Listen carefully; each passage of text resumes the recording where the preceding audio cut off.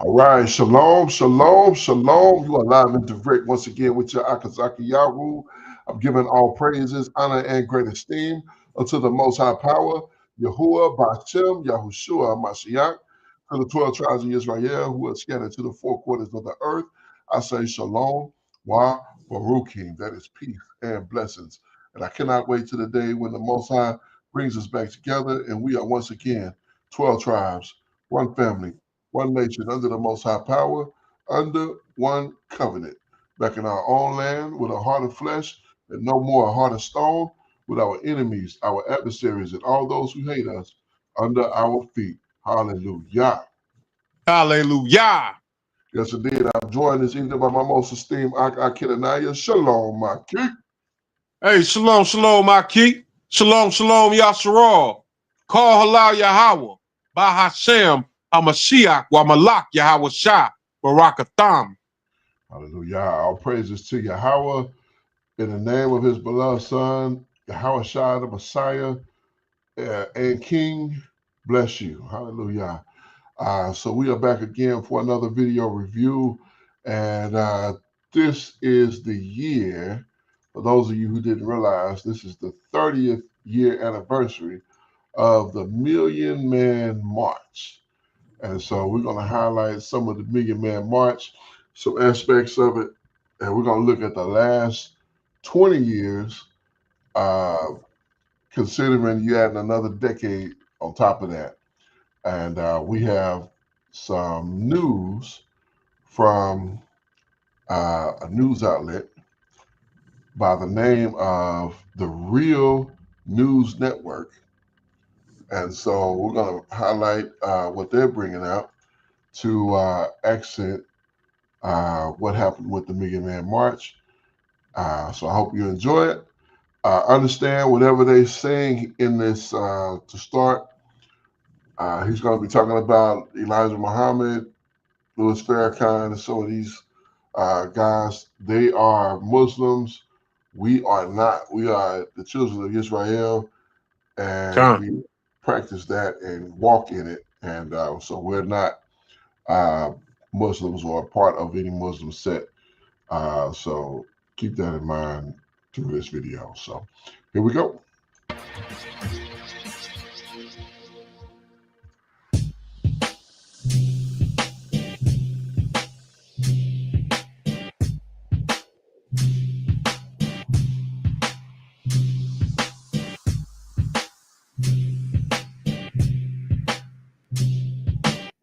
This is not a march. Minister Farrakhan said this is the 20th anniversary of what took place in October of 1995. But this is a stand for sober-minded and serious-minded people who know that we've entered into an era where injustice is being broadcast almost every minute across social media. And because of this, it is time for us to take a stand, not just Blacks, but Latinos, our Indian family, and he even said even poor whites. There's injustices on so many levels in a country that says that its founding principles is life, liberty, and the pursuit of happiness. So this is not a march, this is a movement towards making a demand for justice, but also making sure that we're united, that if justice does not come from the government, then we have to implore the universal principle of justice for ourselves. Justice, you know what justice is. It's the principle of fair dealing. It is the balance on which the universe is actually constructed. In Arabic, they call it Mizan, the universal principle of justice. But for us who follow the Honorable Elijah Muhammad under the direction of Minister Farrakhan, justice is the principle of fair dealing. We built your country for you. We gave you 400 years, 310 years of free labor and the sweat of our brow. And we built this country. And now if you want to be sincere about your professed friendship with your so-called Negro slaves, then divide the country with us. You've given every other nation that you offended reparations. When you go to Japan, you pay the victims of a 3-year internment during World War II. You paid them. When you go other places, you pay reparations. Why is it that when you look at the Negro who built this country and has never been convicted of treason? See, when treason happens, that's your people. When treason happens, that's Jonathan Pollard, that's your people. Those are the white people who have the vested interest of living well in America. They betray you. We never betray you. We've been your good and faithful Negro servants, but that time is up. We're calling for justice or else. What is the or else? The first or else is this, that we will begin to redistribute the pain that our people feel economically by boycotting your businesses and taking our dollars out of the cash bonanza that you profit from, and then depart gleefully with baskets full of our money while we wander around the ghetto wondering what happened. So we're going to redistribute the pain in agreement with and obedience to the Reverend Dr. Martin Luther King, who said that on April the 3rd, 1968, on the eve of his tragic and criminal assassination. He said that he wanted the black people of Memphis to redistribute the pain that we were suffering. So he told his attendees that night, he told his congregation, I want you to make sure you don't buy Coca-Cola in Memphis. Don't buy butternut bread. He asked one of his assistants what was the name of another brand of bread, and he said, don't buy that bread. We're going to redistribute the pain that they make us suffer. Well, now on a national level, 47 years after the death of Dr. King, black people suffer, and Walmart profits, and Target profits, and Kohl's profits, and the Koch brothers profits. I think my general response to the Million Man March is the same general response that Malcolm X had to these sorts of marches, is that they don't do anything. These marches that we're having now don't do anything. They're not any policy specifications. Nothing is going to happen. The same thing that's happening of the Million Man March is the same thing that happened with the first Million Man March. This is just a remix, right? So the only thing that we're going to see is we're going to see Farrakhan kind of rebrand himself and try to insert himself as part of the Black Lives Matter movement.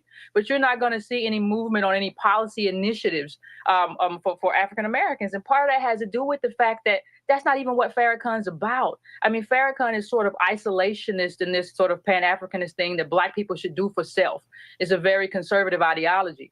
So you're not going to see any of that. You may get, people may take some, they didn't even collect names last time. And that's key to organizing, is collecting names, collecting numbers so you can mobilize people. You didn't even see that last time. So I think what you're going to see is sort of, the hawking of, maybe T-shirts, putting Farrakhan on a platform where he can look like the Black leader who has been around for decades. But you're not going to see anything outside of that. So that's my main critique about the Million Man March remix. I'm not going to spend. Listen. The money I do make, I work hard for that money. I'm not going to anybody's march. I'm not going there. What? So we can prop up Farrakhan as the leader of Black America. Farrakhan is the leader of the Nation of Islam. He is not a leader of Black America, first and foremost. And this idea that symbolism is somehow more valuable than substance is what we're engaging in by going to this march. I am not a party of that. People did that during the Obama administration. Oh, well, he's the first Black president. He's the first Black family. Symbolically, that's important. And I'm fine with symbolism. I was happy with symbolism when Obama was elected on the day of inauguration. After that, I moved on.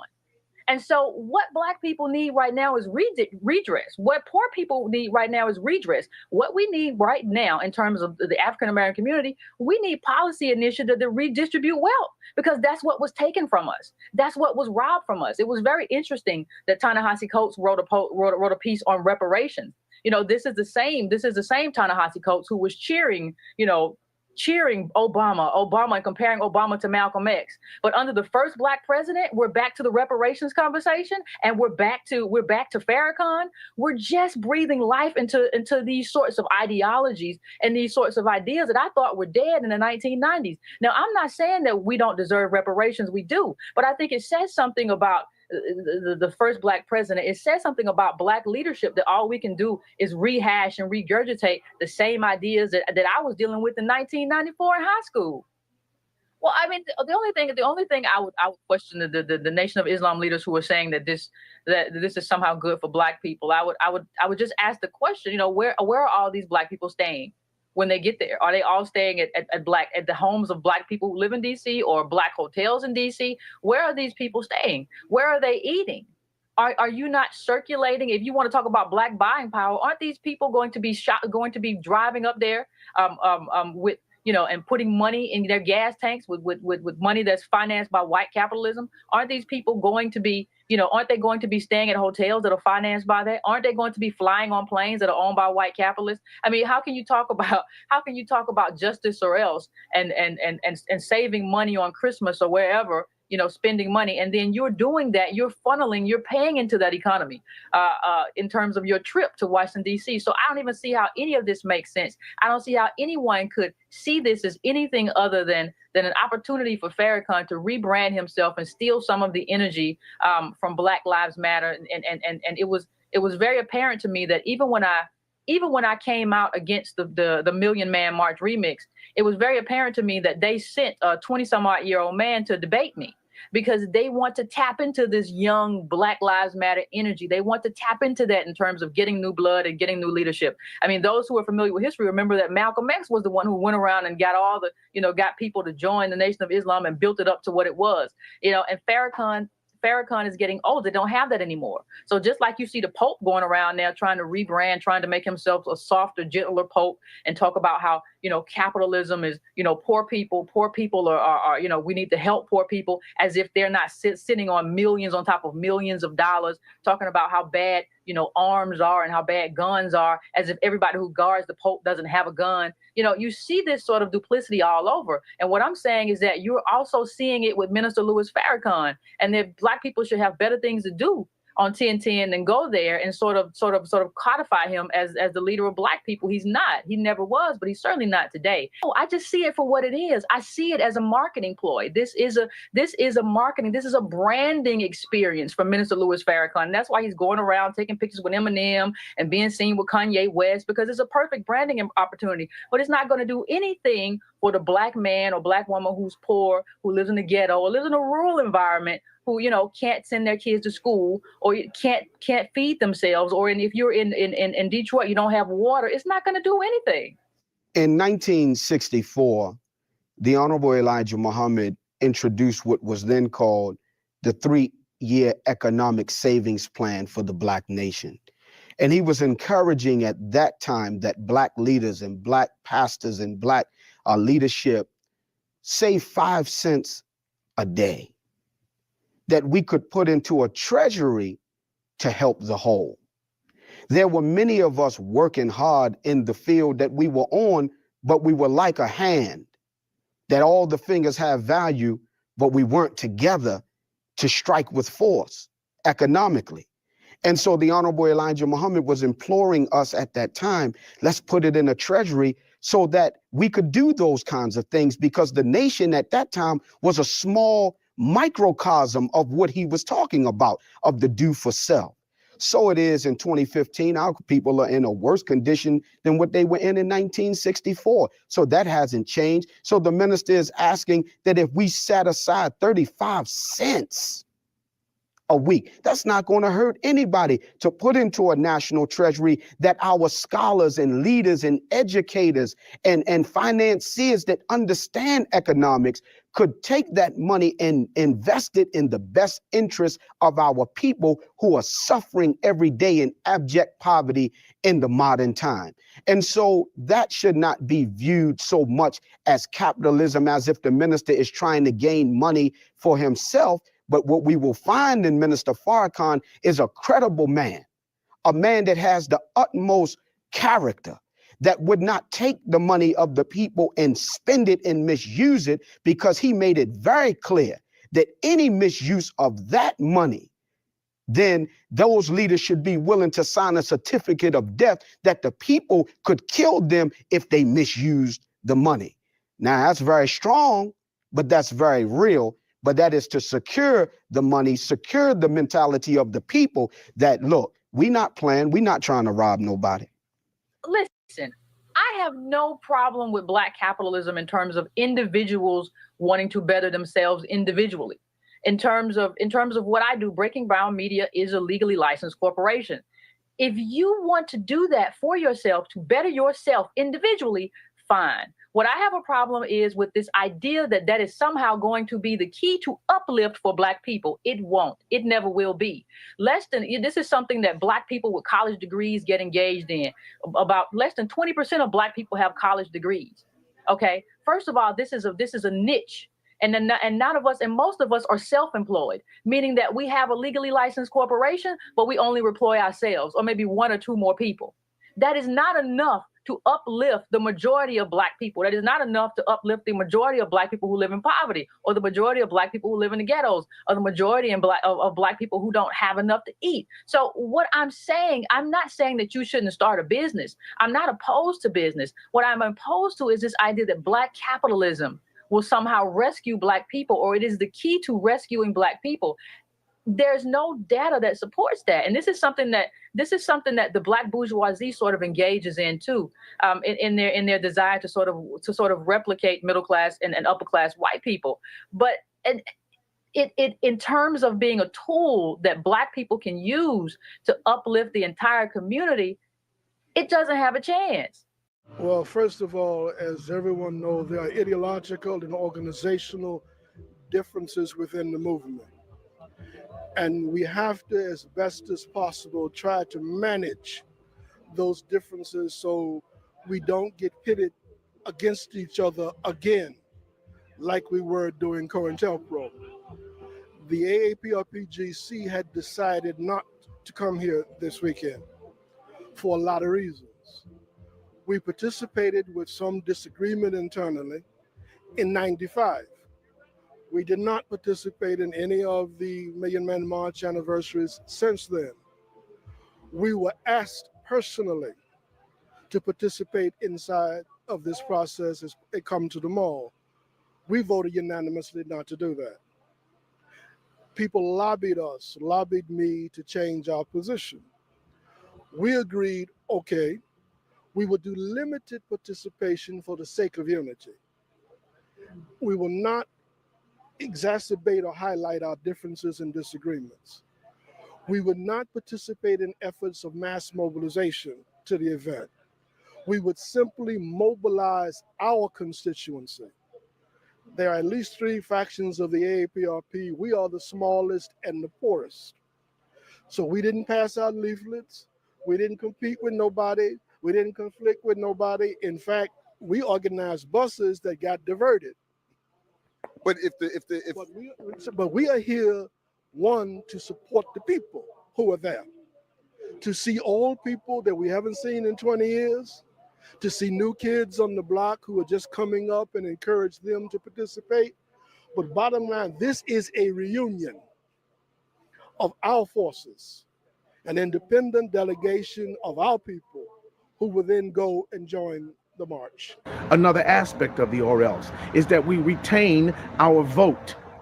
I'm tired of us being the midnight booty call for the Democratic Party, where they come around and ask us for our votes and we faithfully give our votes without any kind of recompense, any kind of benefit. And Negroes go to the poll regularly, faithfully and dependably, looking for a messianic panacea to their problems with the election of Democrats at every level of office. We got a Black mayor in Chicago, Harold Washington. It's going to be different, but the ghetto stayed there. We got a Black mayor in Philadelphia, Wilson Good. It's going to be different. The ghetto stayed in Philadelphia. And with David Dinkins and with Thomas Bradley in Los Angeles, and with every other mayor, whether it was Ernest Morial in New Orleans, with every other mayor, even Coleman Young, the great Coleman Young of Detroit, they were unable, using the traditional democratic machine politics, to change the condition of their people. Look at President Obama. He's elected in office. He has a darker hue of complexion. But what is his ability to change and ameliorate the condition of the life of the people from which he comes? Very small, because he is the Black man managing the affairs of white people and sitting in the office that they sent him to. So this year, we're going to reflect the degree of political maturity that's been taught to us by the Honorable Minister Louis Farrakhan. We're not giving anybody any vote until we see what their promises are on the agenda that we put in front of them. And if we put an agenda in front of them and they double cross us, we have to use our strength to pull them out of office. So looking back on the Million Man March, it's highly questionable whether the march actually accomplished anything of any real lasting value, because if it did, it's doubtful there would have been the need for a march in 2000, the so-called Million Family March, yet another march in 2005, the Millions More Movement, and now the impending Justice or Else rally. And whenever those proponents of the Million Man March are challenged to demonstrate in what way the march accomplished anything of value, they point to the fact that the Million Man March produced a kind of a bump of 1.6 million black men partaking in the 1996 presidential elections over and against those who partook in the 1992 presidential elections. Now, by that measure, the Million Man March could arguably be regarded as a complete disaster for Black America, for the simple reason that Bill Clinton was essentially re-elected by the increased participation of those black men. And as Clinton recently acknowledged, his omnibus crime bill and the ruthless enforcement of its 3 strikes and you're out provisions resulted in the greatest increase in the incarceration of black men and women that has been witnessed under any administration, exceeding even those black men and women incarcerated under Ronald Reagan's war on drugs.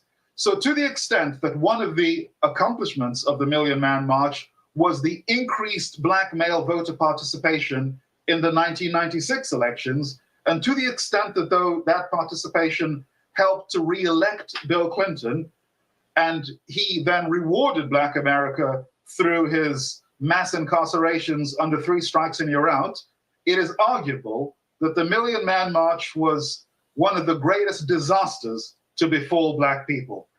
And so there's a danger, and this is something that one hopes Justice or Else doesn't end up being, is effectively a kind of campaign event for the election of Bill Clinton's wife, Hillary Clinton, in 2016, because she could be an even more disastrous president for African Americans, assuming they rally behind her, than Bill Clinton proved to be, thanks to the electoral bump and bounce he got from the Million Man March.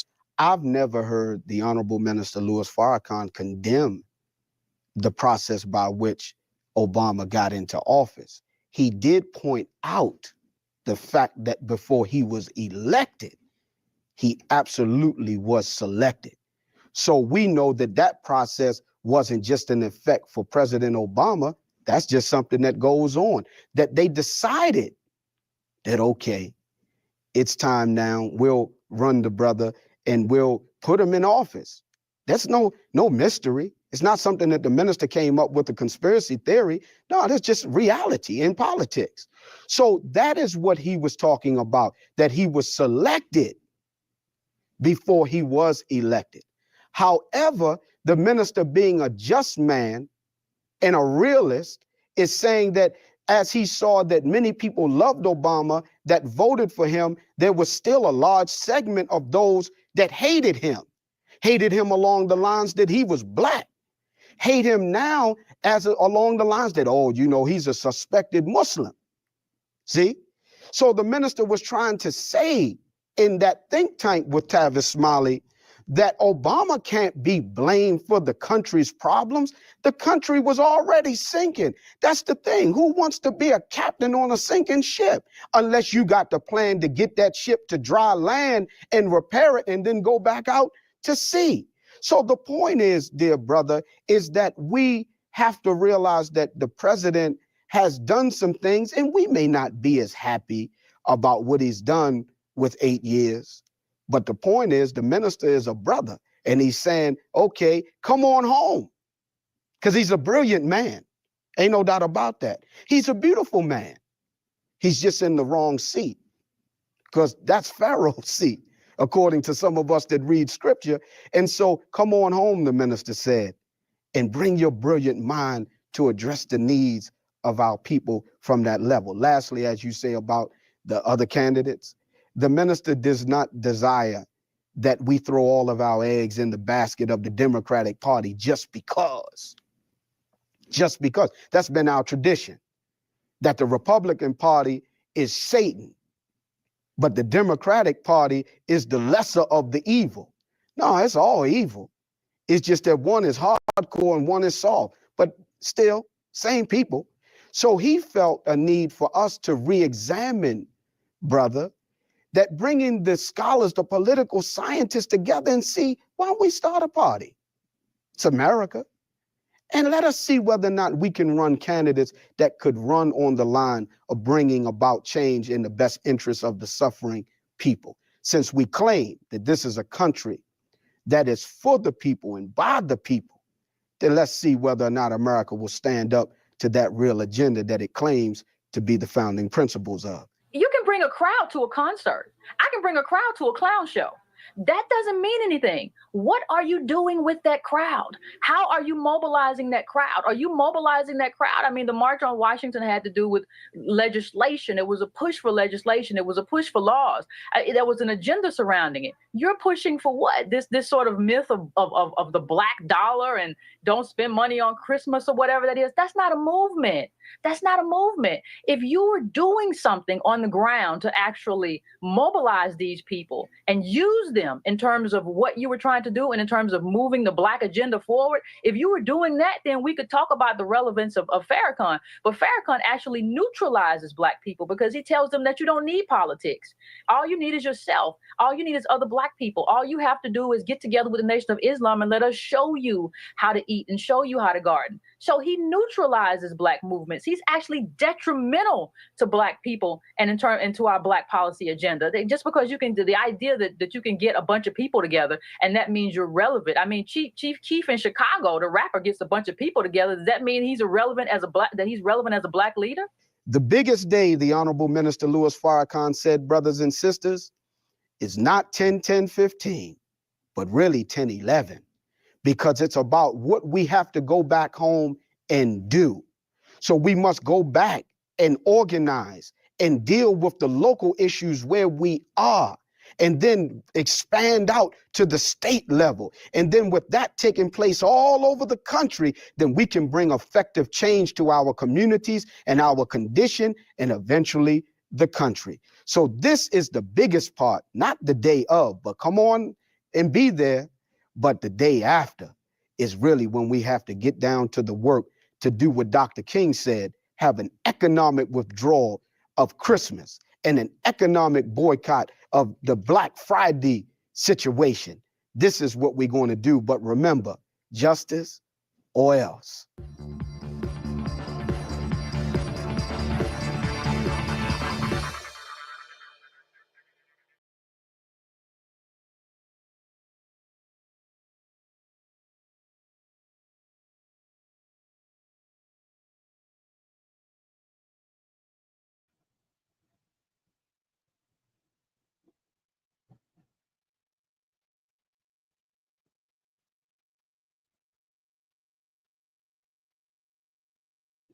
All right, so here we are, 30 years later. That's my bad. I thought I was off mute. I wasn't. But here we are, 30 years later, and we're looking back at this Million Man March, and what did it accomplish? You know, what did we really get out of it? What's happened since that time? We're gonna talk about that. Let's finish up this video real quick, and we'll get into it. But here we go.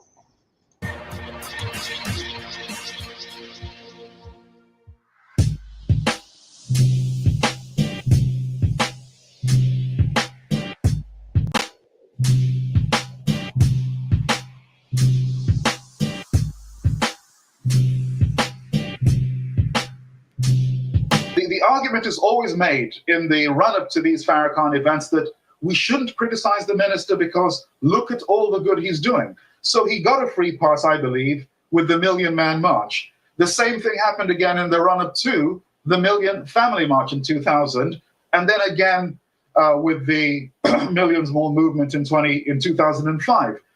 This is now the fourth March on Washington led by Minister Farrakhan. Each of these marches promise much, deliver very little. And I think there is nothing wrong with subjecting Minister Farrakhan to a kind of scrutiny that he has been spared for far too long. He has been let off the hook. There has been this argument that we must unite behind this particular leader of them all because he is the strongest of us all. He is a standard bearer of our manhood. And any type of public criticism of Minister Farrakhan is inimical to the collective interests of Black people. And I totally get that argument. And now I used to be a fanatical supporter of Minister Farrakhan. In fact, I hadn't even heard of Minister Farrakhan until he tried to come to the United Kingdom back in 1986 and was banned from Britain. And as I took more of an interest into why would the government ban this person, I became swept along by what I felt was the positive work he was doing and the positive example that he represented as a Black leader. And I became part of efforts to try to actually get the British government to lift the ban. So I've been on the other side of this fence as somebody who was an advocate for him. But over time, and as happens, I've also been someone who reveres Malcolm X. And as one deepens one's study of the life of Malcolm X, of what happened to bring about his departure from the Nation of Islam, and as I became more acquainted with Farrakhan's narrative of what happened, in particular, the speech that he gave at Malcolm X College in 1990, and the two addresses that he gave in 1993, as I began to sort of analyze what Farrakhan said and look into it, frankly, the things that Farrakhan was saying, and frankly, the apologetics in which he was engaging in behalf of the Nation of Islam, raised more questions than they answered. And as I began to probe ever more deeply, the argument that the assassination of Malcolm X is simply the handiwork of the United States government with no Nation of Islam involvement simply no longer held water. And when Farrakhan would then deliver public attacks on Malcolm X, like the notorious and deeply offensive 1993 Savior's Day address, where he said that if we dealt with Malcolm X the way a nation deals with a traitor, it's Farrakhan's own pronouncements like that that force those who love Malcolm and revere Malcolm to begin to wonder, why would a man who claims to have had no involvement in Malcolm's assassination have such an animus towards Malcolm X, have such hatred for Malcolm?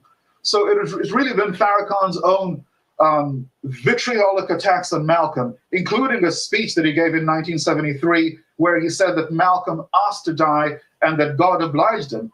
Farrakhan's own words, the words of people in the Nation of Islam, and their attacks on Malcolm as a hypocrite and a traitor compel us to critique Minister Farrakhan, to scrutinize Minister Farrakhan, and to face the uncomfortable reality that Minister Farrakhan has been untruthful about his own personal role in the assassination, as well as the Nation of Islam's role in the assassination, notwithstanding the well-known counterintelligence program and the role it played in fueling the conflict. I think that in the same way that we can't attribute all forms of fratricidal violence at the grassroots level among Black people to the actions of the white man, I think it's hypocritical of the Nation of Islam to call on Black people to be accountable for the violence we do unto one another, while at the same time fail to accept accountability for the violence they did to Malcolm X,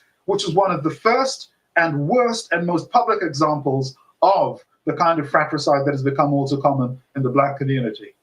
The beauty of a Bill Gates and a Steve Jobs and all of these minds that have now allowed us to be on an internet and a smart device allows us to go and see almost in real time or in archive life responses from the Honorable Minister Louis Farrakhan. He has dealt with this question time and time again in his interview with Mike Wallace. He has dealt with it even recently, as I would say to the audience, go and watch the interview with the Breakfast Club and watch the interview with our brother Sway with his morning show.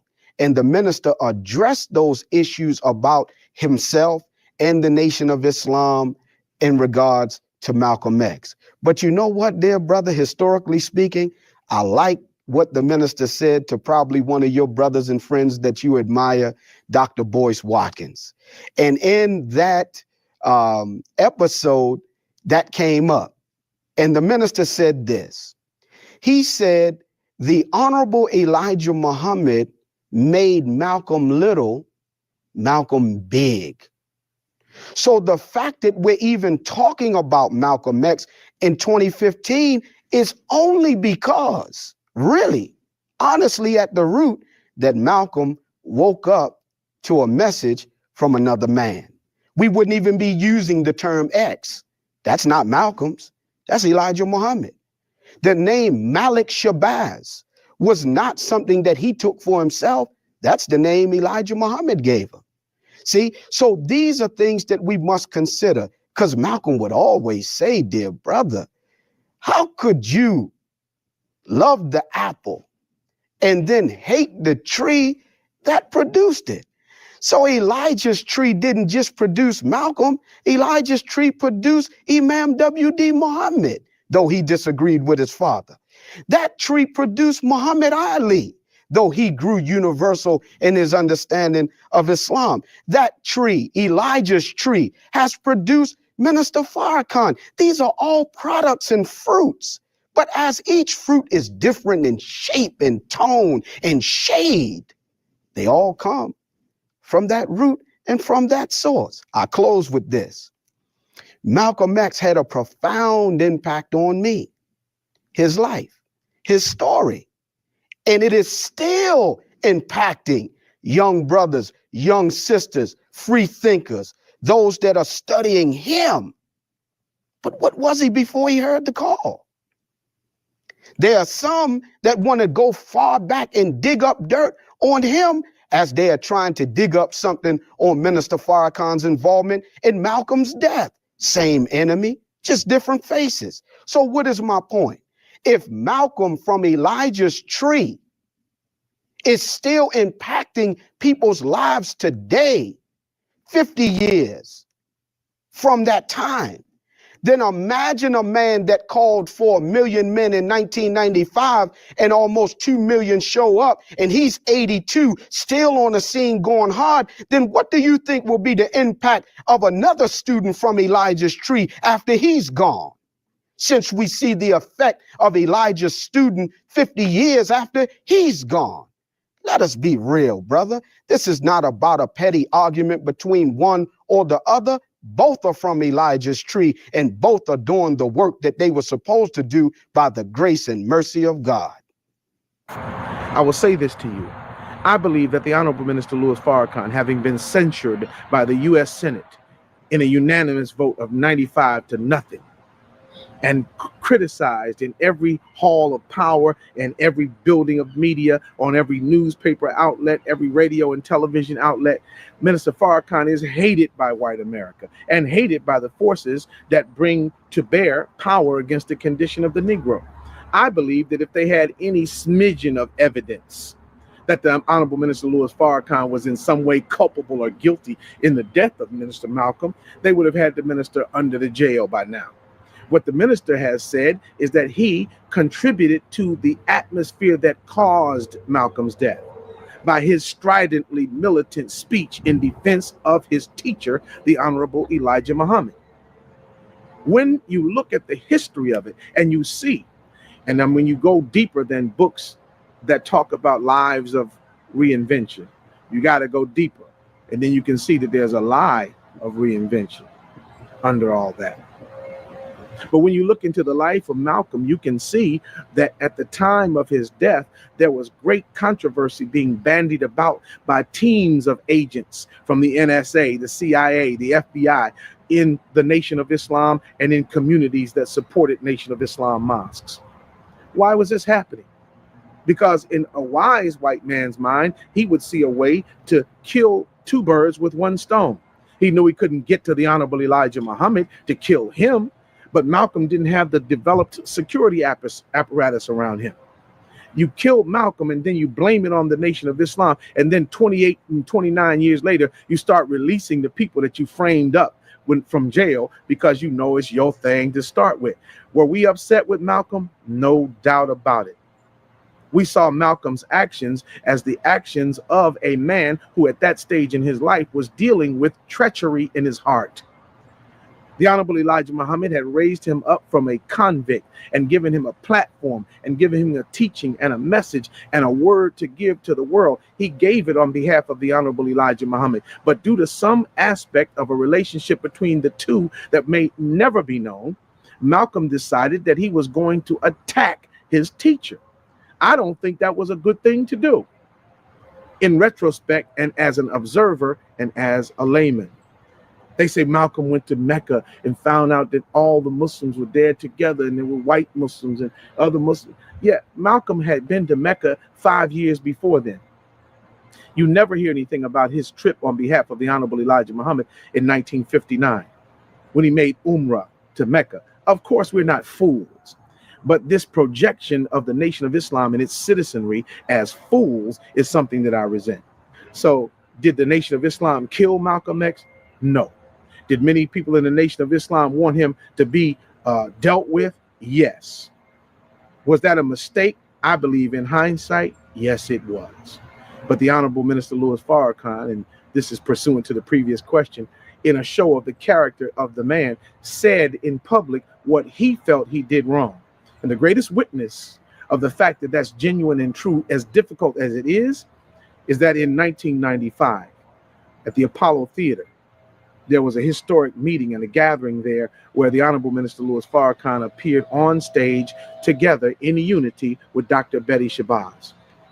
That meeting, which grew out of a number of controversial circumstances, but that meeting took us further in the way of unity. And now, as we are in the days immediately after the 20th anniversary of the Million Man March, one of our dearest recollections from the original date of October 16th, 95, was that on that podium that day, we heard from Dr. Betty Shabazz, the widow of Minister Malcolm.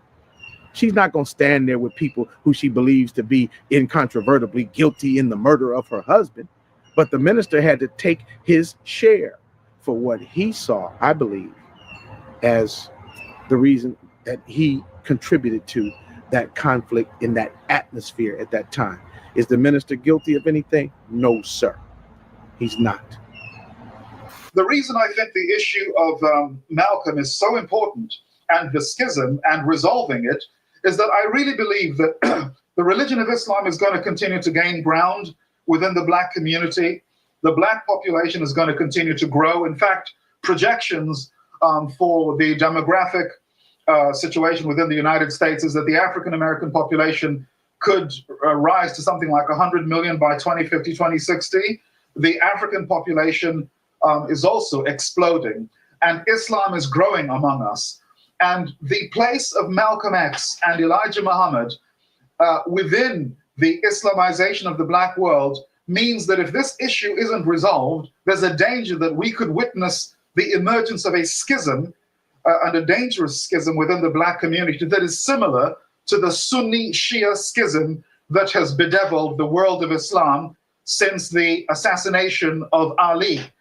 Because if you study the history of Islam, this divide between Sunni and Shia happened over the dispute over the correct succession of Prophet Muhammad, as well as the killing of a very important figure, what has become a very important figure to Shia Islam, which is Ali. And I believe that Malcolm's assassination has the same potential to become a permanent wound in the Black community if it is not addressed now. So I really believe it is essential to nip this in the bud, and that the work I do with Malcolm's Revenge, highlighting the role of the Nation of Islam and challenging them to address uncomfortable questions about their role, will allow us to avoid the history that befell the world of Islam with the Sunni Shia schism.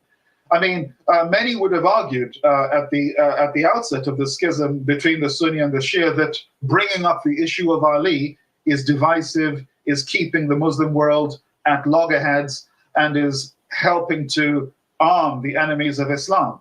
But I really think that we can't really argue that historical injustices done to us should be addressed, and then at the same time say that a historical wound like the killing of Malcolm is something we should sweep under the rug, and that to bring it up is divisive. Because every other people in the world who have been through a revolutionary development, whether it's the Cultural Revolution in China, whether it's the Cuban Revolution, there were always periods of introspection, of self-examination. The Chinese went through this. The crimes that were committed under the Cultural Revolution were revisited, and those who were responsible for the worst excesses were held accountable.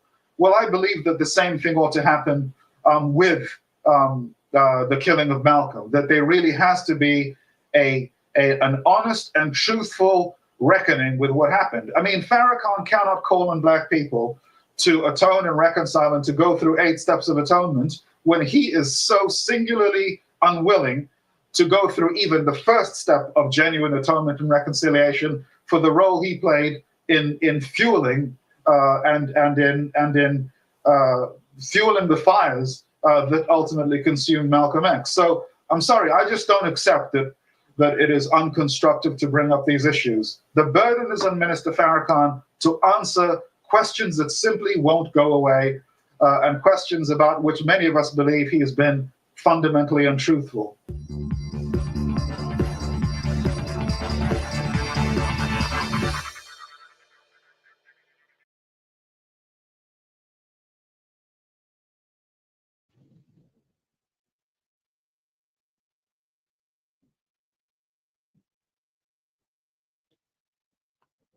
You still on mute, Doc? All right, my bad. Salaki. All right, so I just realized, I just figured out while we was on here that actually today is the anniversary of the assassination of Malcolm. Wow. Yeah, I just saw that on actually saw it on X. NBC News put it out. Matter of fact, let me put it on the screen right quick. Like, that's crazy. I didn't realize that. Yeah, and you know, this video was talking about the 20th anniversary of the Million Man March. But now, you know, we're 30 years in now, you know, so it's crazy how all this came together. Well, not crazy, but it's kind of wild how this was put together this evening, man. Yeah, indeed. So NBC News posted 17 hours ago, and this was at let me see, there's the time right there. 6:30 this morning, 6:29 this morning on the 21st, which is today. That on this day, 60 years ago, minister and civil rights activist Malcolm X was shot to death in New York. So I didn't realize that. We've been covering that story if I'd have known that. But yeah, that's wow, that's amazing. 60 years today, to this day.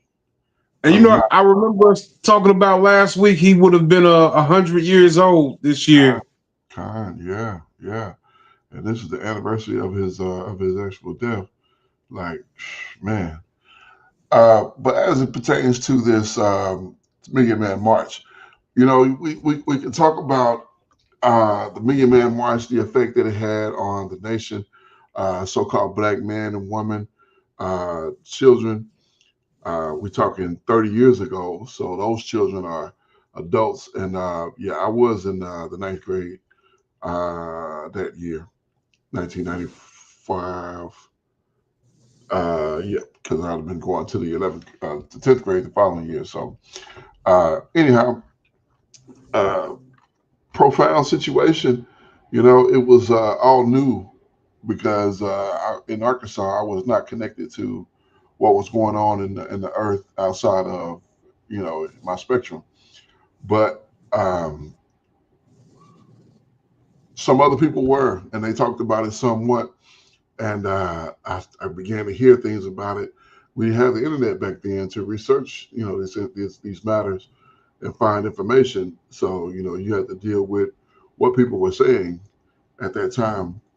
At the end of the day, it was an opportunity to see some unification. But since that time, we've had so many police murders murdering our people. We've had so many terrible situations in which, we have suffered horribly. There was a situation here just recently, not even involving another nation. It was our own people. A mother berating her son and decided that she would live stream it. And people reported it, and CPS came and took the children. And I can't even blame CPS, you know what I'm saying, for doing that, because this woman was outside of her mind, talking to this child like they was on the street. And my question was, where was the father? Why are fathers not dealing with these things that need to be dealt with? Why are we leaving these children in the hands of these women to just function and operate? We got to do better with that. I mean, we've lost so much. You got, of course, the Trayvon Martins, the Sean Bells. You got the Sandra Bland, Breonna Taylor, David McAtee, right. Ahmaud Arbery. Arbery, yeah. What was the brother who they rolled up in the mat? They never even declared his murder. Yeah, I remember we were just talking about it not too long ago. I forget his name, but George Floyd, Yeah. All these things have occurred, and we've been yet downtrodden. But since that time, in those 30 years, Yakazaki Yahu is coming to the truth and has grown exponentially in knowledge, understanding, and wisdom in the way of the Most High, and seeks righteousness. That's not to big myself up. That's just a fact. We're looking over the last 30 years since the Million Man March. I didn't know anything about the Million Man March until it was already done and what it was really about. But truth is in the earth, and the truth was with us all that whole time. And since that time, even Louis Farrakhan has proclaimed the truth to the people, the so-called Negroes scattered. And so, it's time to get with it. It's time to get with it. It's time to come out of this shell. Islam is not going to save us. There's no plan in Islam for our restoration. There's no plan in Christianity for our restoration. It doesn't exist. The truth is in the script. The script says that the Messiah is going to be sent back by the Most High, and he's going to redeem his people and put us back to prominence in this earth. That's the promise that we have. And that's what we need to be dealing with. That's what we need to be operating with. And it's time to get our heads out of our rear ends. Men be men, women be women. And take care of these things. Because we got way too much folly in this earth, and way too much folly in our communities, way too much folly in our nation. And we need to get it together, because the time is drawing near. I can't tell you how soon Hamashiach will be back, but it won't be long. We are a lot closer now than we've ever been. What's that scripture? Our salvation is closer than when we believe. Khan. Yeah, I'm not exactly sure where it's addressed. Yeah. But that's exactly what it says. That's exactly what it is. It may not be exactly how it's stated, but it's something like that. We're closer now than we've ever been. So it's definitely time to get it together. I'm gonna go ahead and rest there. Go ahead, Aki.